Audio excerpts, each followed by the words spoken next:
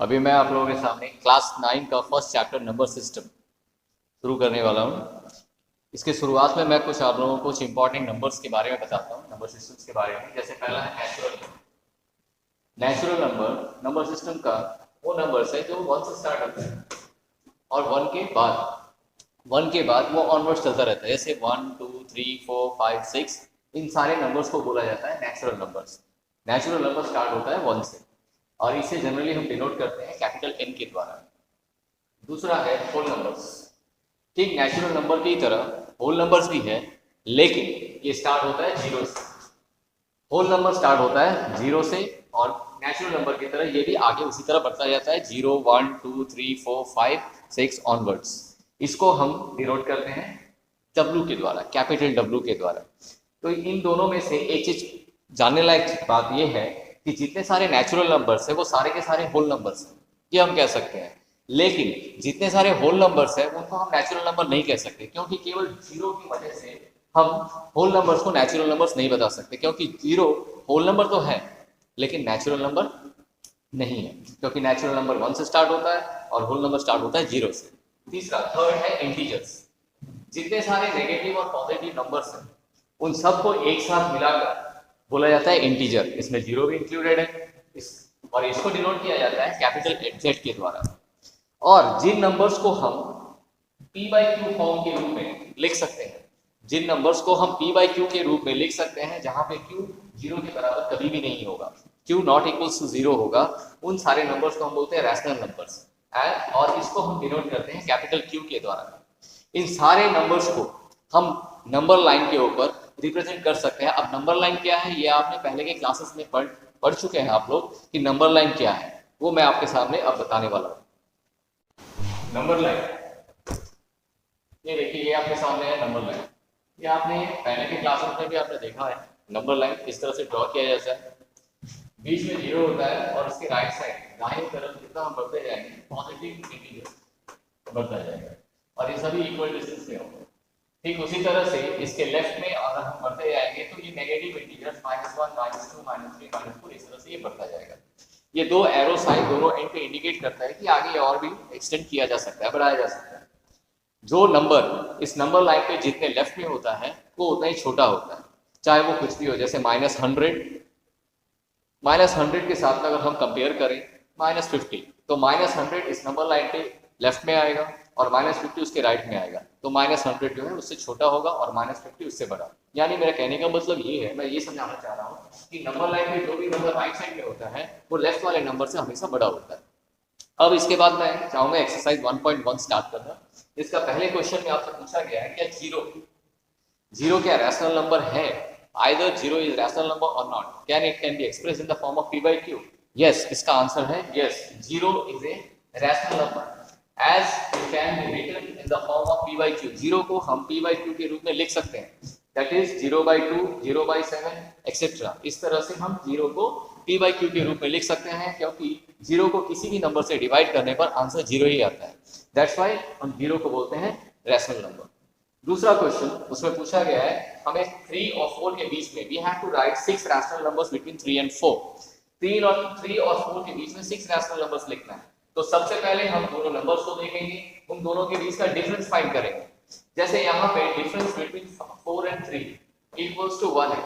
4 और 3 के बीच का डिफरेंस 1 है। ये 1 हमें बताता है कि इन दोनों के बीच में हम कोई भी नंबर लिख नहीं सकते, क्योंकि डिफरेंस 1 है। इसीलिए हमें 3 और 4 दोनों को इस तरह के एक रैशनल नंबर से मल्टीप्लाई करना पड़ेगा ताकि ये डिफरेंस 1 की जगह पे 7 हो जाए। 1 into 7। अगर हमें 6 रैशनल नंबर्स लिखने हैं तो दोनों के बीच का डिफरेंस 7 आना चाहिए। अगर हमें 8 रैशनल नंबर्स लिखने हैं तो इनका डिफरेंस, दोनों नंबर्स के बीच का डिफरेंस 9 होना चाहिए। मतलब जितने रैशनल नंबर्स हमसे लिखने बोला गया है उतने से 1 मोर लेकर हमें दोनों नंबर से मल्टीप्लाई करना पड़ेगा in the form of P/Q, numerator और डिनोमिनेटर दोनों को लेकर। जैसे मैंने यहाँ किया है 3 और 4 को दोनों को 7/7 से मल्टीप्लाई किया, क्योंकि दोनों के बीच में हमें 6 रैशनल नंबर्स लिखना है। जैसे 3 into 7/7 एंड 4 into 7/7। तो 3 के साथ में 7/7 को मल्टीप्लाई करने पर हमें मिलता है 21/7 और 4 के साथ में 7/7 को मल्टीप्लाई करने पर हमें मिलता है 28/7।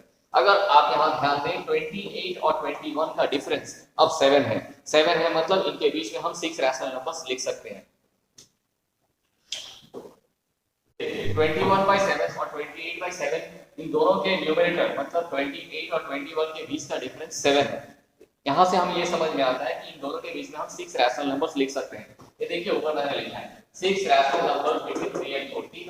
3 और 4 के बीच में ये 6 रैशनल नंबर्स हैं। 22/7, 23/7, 24/7, 25/7 और 26/7, 27/7। ये टोटल 6 रैशनल नंबर्स। इसे फाइंड करने के लिए हमें 7/7 से दोनों नंबर्स को मल्टीप्लाई करना पड़ा। बहुत सारे एक्सरसाइज में बहुत सारे टीचर्स ये भी करते हैं कि ये कोई डिफरेंस नहीं निकालते, वो सीधा 10/10 से मल्टीप्लाई कर देते हैं। 10/10 से मल्टीप्लाई करने पर अगर आपको 5, 4, 6, 7 जितने भी रैशनल नंबर्स लिखने के लिए बोला जाता है उसमें आप आसानी से लिख सकते हैं। तो आप ऐसे भी कर सकते हैं और या डायरेक्ट आप 10/10 से दोनों नंबर्स को मल्टीप्लाई करके उसके बीच में आने वाले सारे रैशनल नंबर्स को आप लिख सकते हैं। ये रहा आपका क्वेश्चन नंबर 3 एक्सरसाइज 1.1 से। इस क्वेश्चन में हमसे बोला गया है 3/5 और 4/5 के बीच में 5 रैशनल नंबर्स लिखने हैं। We have to write 5 rational numbers between 3/5 and 4/5। इसके पहले वाले मैथ्स में जैसे हमने सॉल्व किया था वैसे ही सबसे पहले हम इनके न्यूमरेटर में डिफरेंस फाइंड करेंगे। पहले से ही यहाँ चेक कर लीजिए कि डिनोमिनेटर सेम है कि नहीं। यहाँ पे पहले से ही डिनोमिनेटर सेम है, इसीलिए हम सीधा न्यूमरेटर का डिफरेंस फाइंड करेंगे जो हमें मिला 1। हमें लिखने हैं 5 रैशनल नंबर्स, यानी डिफरेंस हमें मिनिमम 6 चाहिए। अगर डिफरेंस मिनिमम 6 होगा तो ही हम 5 रैशनल नंबर्स लिख सकते हैं, जैसे कि मैंने पहले बताया।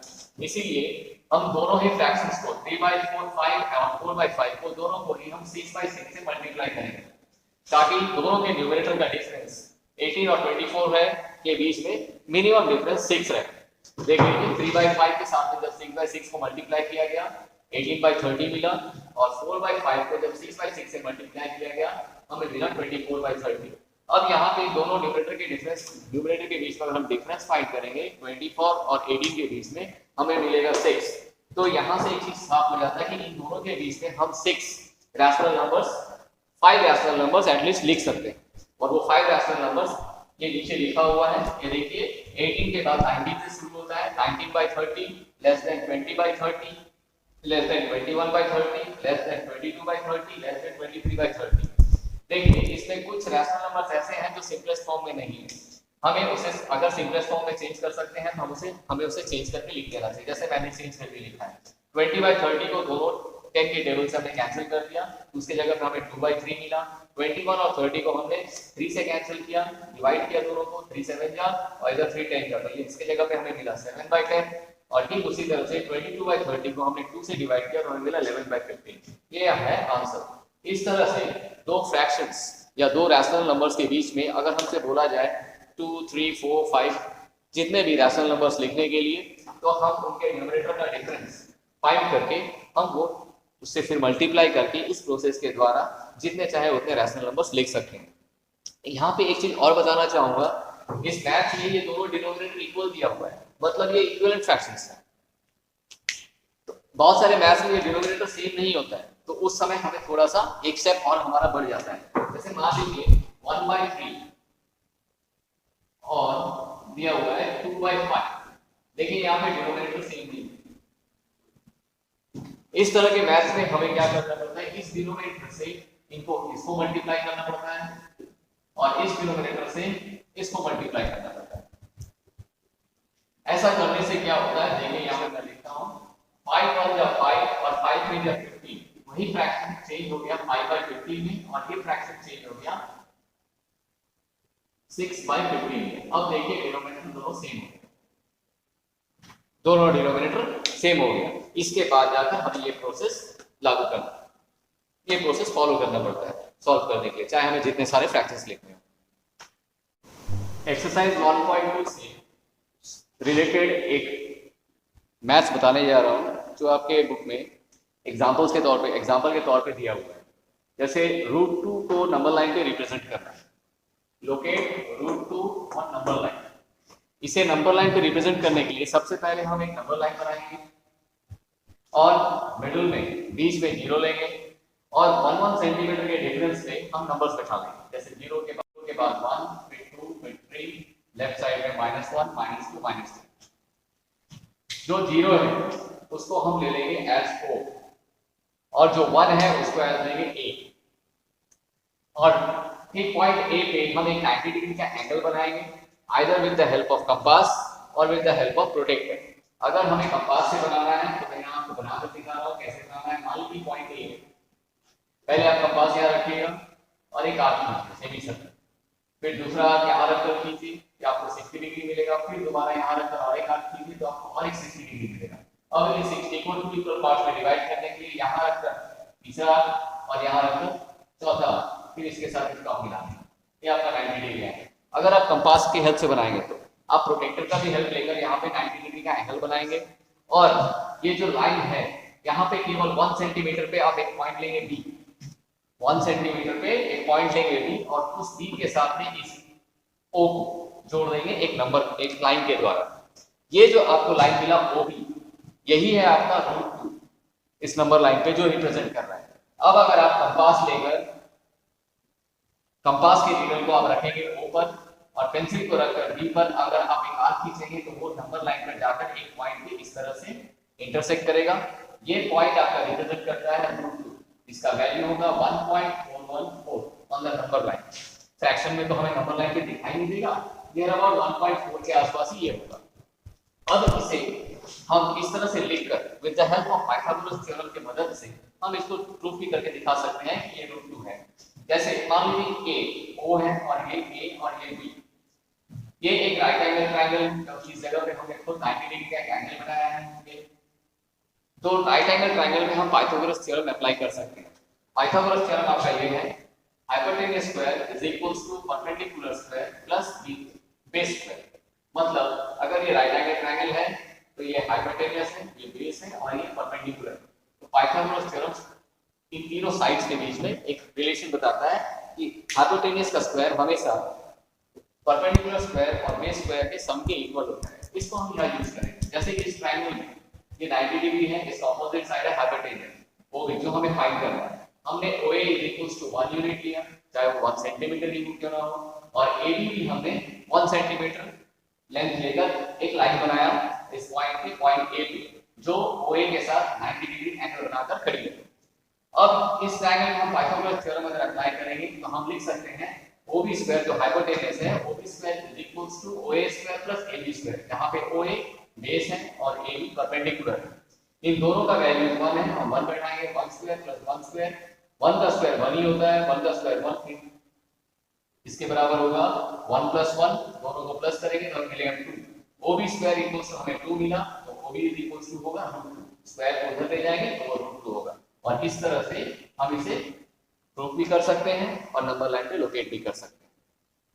अब ये रहा दूसरा एग्जांपल, एक्सरसाइज 1.2 से संबंधित related, locate √3 on number line.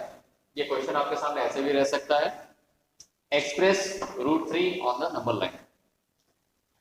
तो इसको लोकेट करने के लिए या एक्सप्रेस करने के लिए नंबर लाइन पे हम पहले एक नंबर लाइन ड्रॉ करेंगे, मिडिल में 0 लेंगे और 1 सेंटीमीटर के डिफरेंस पे और 2 सेंटीमीटर के डिफरेंस पे हम डिफरेंट नंबर्स ले लेंगे, 1 2 3, इधर -1 -2 -3 एज पर आवर कन्वीनियंस। मान लीजिए जो 0 है वो पॉइंट O है और जो 1 है वो पॉइंट A है।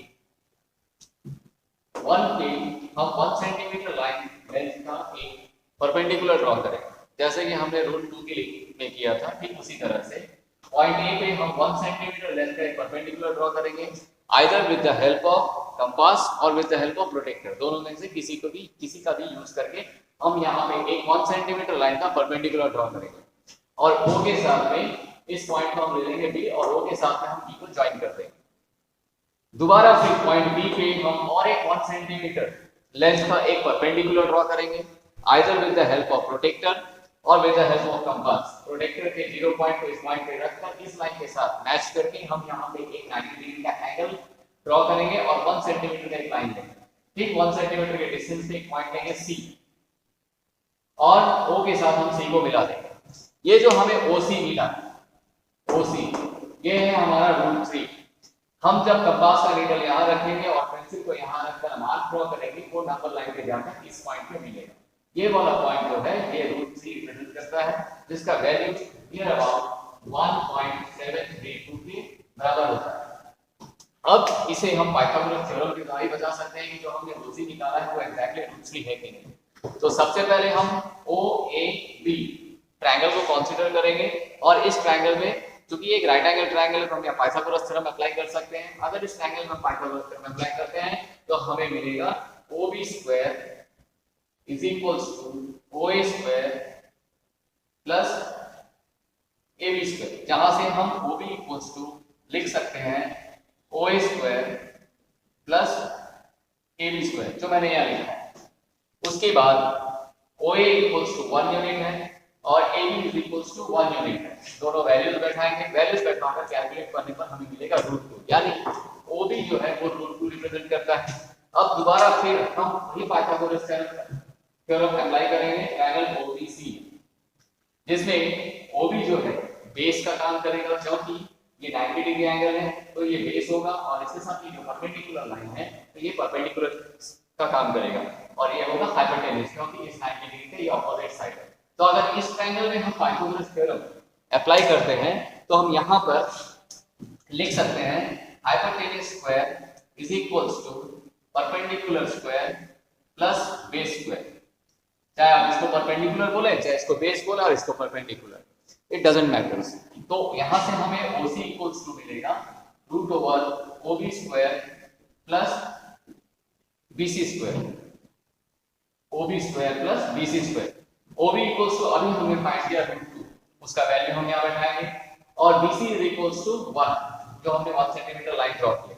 √2 का स्क्वायर 2 होता है और 1 का स्क्वायर 1, इन दोनों को प्लस करने पर हमें मिलेगा √3, that is OC is equals to √3। इस तरह से हम √3 को भी नंबर लाइन पे रिप्रेजेंट कर सकते हैं। अब ये रहा क्वेश्चन नंबर 3 एक्सरसाइज 1.2 का। So how √5 can be expressed और रिप्रेजेंटेड ऑन नंबर लाइन। √2 और √3 जस्ट मैंने अभी बताया, ठीक उसी तरह से उसी को फॉलो करते हुए इसको भी करेंगे।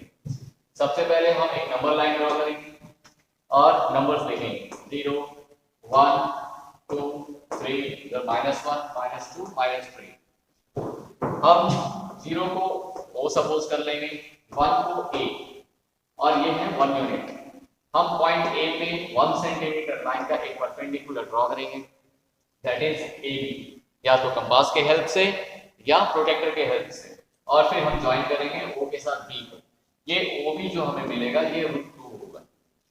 फिर पॉइंट B पे हम एक और परपेंडिकुलर ड्रॉ करेंगे जिसका लेंथ होगा 1 centimetre, that is BC is equals to 1 centimetre और 1 यूनिट, और फिर O के साथ हम C को ज्वाइन कर देंगे। तो ये जो OC मिलेगा हमें ये होगा √3, जो मैं पहले बता चुका हूँ। अब फिर पॉइंट C पे हम एक और 1 सेंटीमीटर या 1 यूनिट लेंथ का एक परपेंडिकुलर ड्रॉ करेंगे, सपोज दैट इज CD, मान लीजिए वो CD है, O के साथ D को मिला देंगे। तो ये जो हमें OD मिला ये है √4, दैट इज इक्वल्स टू 2, और फिर पॉइंट D पे हम एक और परपेंडिकुलर ड्रॉ करेंगे जिसका लेंथ होगा 1 सेंटीमीटर और 1 यूनिट, दैट इज DE, और O के साथ हम E को ज्वाइन कर देंगे। ये जो हमें OE मिला ये होगा √5। हम जितनी जगह पे परपेंडिकुलर ड्रॉ करेंगे सब यूनिट लेंथ का ही होगा, चाहे आप उसे 1 सेंटीमीटर लेकर बनाइए, चाहे unit 1 centimetre equals to 1:2 scale में भी आप लेकर बना सकते हैं। मतलब अगर ये 1 सेंटीमीटर 2 सेंटीमीटर है तो आप उसे 1 सेंटीमीटर या 1 यूनिट लेकर भी बना सकते हैं, लेकिन आपको साइड में मेंशन कर देना पड़ेगा कि आपने ये स्केल चूज किया है। अब इसे हम इस तरह से मैथमेटिकली प्रूव भी कर सकते हैं, और इसे बता दूं ये आप परपेंडिकुलर से ड्रॉ करेंगे, आप कंपास की हेल्प से भी कर सकते हैं और प्रोटेक्टर के भी हेल्प से। अब देखिए सबसे पहले हम इस ट्रायंगल में ये √2 कैसे है वो फाइंड करेंगे। क्योंकि ये एक राइट एंगल ट्रायंगल है, और क्योंकि ये एक राइट एंगल ट्रायंगल है तो हम यहाँ पाइथागोरस थ्योरम अप्लाई कर सकते हैं। इस ट्रायंगल में अगर हम पाइथागोरस थ्योरम अप्लाई करते हैं तो हमारे लिए यहाँ पे OB हाइपोटेनियस है, OA बेस है, और AB जो है वो परपेंडिकुलर है। तो पाइथागोरस थ्योरम में बताया गया है that hypotenuse square is equals to perpendicular square plus base square. उसी को फॉलो करके सारे ट्रायंगल्स में अप्लाई करेंगे। जैसे फर्स्ट ट्रायंगल OAB, वो भी हाइपोटेनस है, इज इक्वल्स टू होगा √OA square plus AB square. इसको आप ऐसे भी लिख सकते हैं OB square is equals to OA square plus AB square. उसके बाद आप नेक्स्ट स्टेप पे OB इक्वल्स टू A लिख सकते हैं। OA इक्वल्स टू 1 यूनिट है, और A B is equal to 1 unit है, ये भी ए इक्वल टू 1 यूनिट है और A B is equal to 1 unit, दोनों वैल्यूज बैठाएंगे, कैलकुलेट करेंगे, हमें √2 मिलेगा। तो यहाँ पे हमें √2 मिला है। फिर उसके बाद हम वही पाइथागोरस थ्योरम अप्लाई करेंगे इस राइट एंगल ट्रायंगल में OBC, यहाँ पे हमें OC square is equal to मिलेगा OB square plus BC square. तो हम लिख सकते हैं OC is equal to √OB square plus BC square. OB हमने फाइंड किया √2, उसका वैल्यू बैठाएंगे, BC की जगह पे 1 बैठाएंगे, कैलकुलेट करेंगे तो हमें मिलेगा √3। √2 का स्क्वायर 2 होता है, 2 + 1 3, मतलब √3। OC is equal to √3। फिर उसके बाद उसके नेक्स्ट ट्रायंगल में OCD में हम पाइथागोरस थ्योरम अप्लाई करेंगे तो हम लिख सकते हैं that OD square is equal to OC square plus CD square, यानी OD is equal to √OC square plus CD square. OC हमने फाइंड किया √3, इसी वैल्यू को हम यहाँ बैठाएंगे और CD is equal to 1 unit है जो हमने ड्रॉ किया है, वो वैल्यू बैठाएंगे तो √3 प्लस का स्क्वायर जो होगा 3 होगा और 1 का स्क्वायर 1, दोनों को प्लस करने पे हमें मिलेगा 4, मींस √4। √4 का वैल्यू होता है 2। इसके बाद ये लास्ट वाला जो ट्रायंगल है राइट एंगल ट्रायंगल ODE, फिर इसमें पाइथागोरस थ्योरम अप्लाई करेंगे हमें मिलेगा OE is equal to OD square plus DE square, यानी OE square is equal to OD square plus DE square होता है। OE सबसे लॉन्गेस्ट साइड है, मतलब हाइपोटेनस है, राइट एंगल का ऑपोजिट साइड। सभी ट्रायंगल्स में हमने ऐसे ही किया, तो हमें OE इज इक्वल टू मिलेगा √OD square plus DE square. हम OD की जगह पे ये 2 बैठाएंगे तो 2 का स्क्वायर 4 होता है, DE की जगह पे 1 बैठाएंगे तो √4 + 1 √5, मतलब ये √5 है। जब हम यहाँ कंपास रखकर, कंपास का रीडर रखेंगे और पेंसिल रखकर ऐसे एक कर्व खींचेंगे तो वो नंबर लाइन पे जाकर एग्जैक्टली ऐसे एक पॉइंट पे मीट करेगा। ये पॉइंट जो है ये रिप्रेजेंट करता है नंबर लाइन पे √5 का वैल्यू। इस तरह से आप √7 भी एक्सप्रेस कर सकते हैं। अगर नेगेटिव है तो उसको भी आप एक्सप्रेस कर सकते हैं, आपका कर्व इधर नहीं आकर इधर आएगा। इस तरह से आप कोई भी इरेशनल नंबर जो अंडर रूट में है उसको आप नंबर लाइन पे रिप्रेजेंट कर सकते हैं।